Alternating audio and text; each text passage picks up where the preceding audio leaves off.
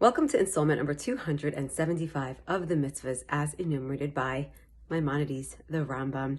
Today we are once again discussing Positive Commandment 245 that discusses the different details of what it means to acquire something that did not belong to you before.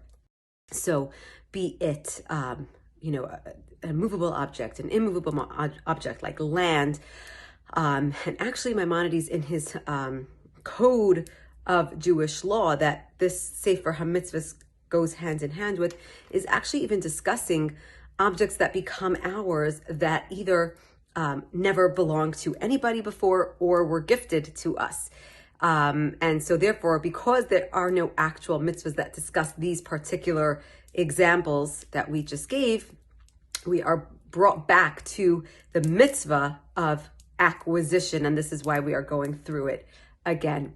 So this week we've been focusing more on the Hasidic perspective of this mitzvah, being that we have already discussed this pretty much in depth not long ago.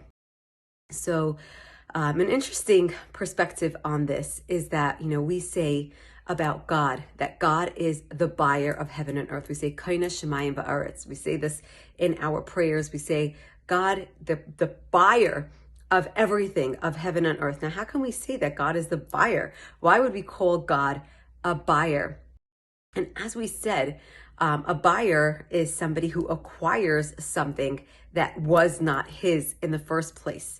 So how can we say this about God?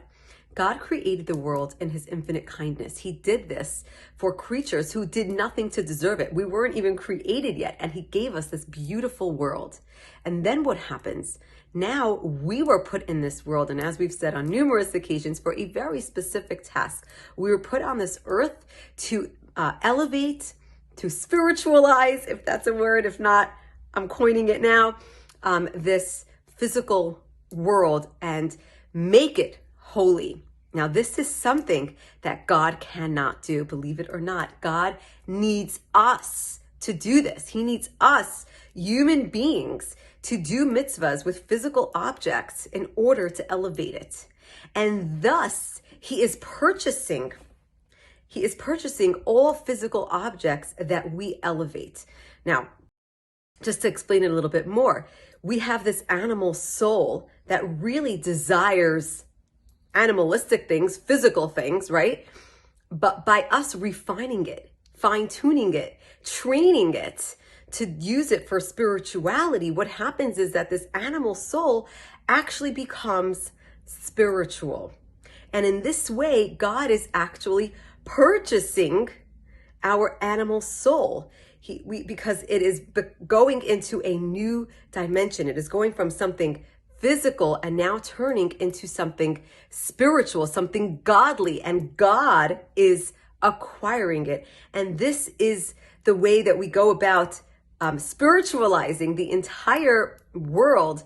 And this is how God acquires the entire world as we sell it to him by us spiritualizing it. I like that word.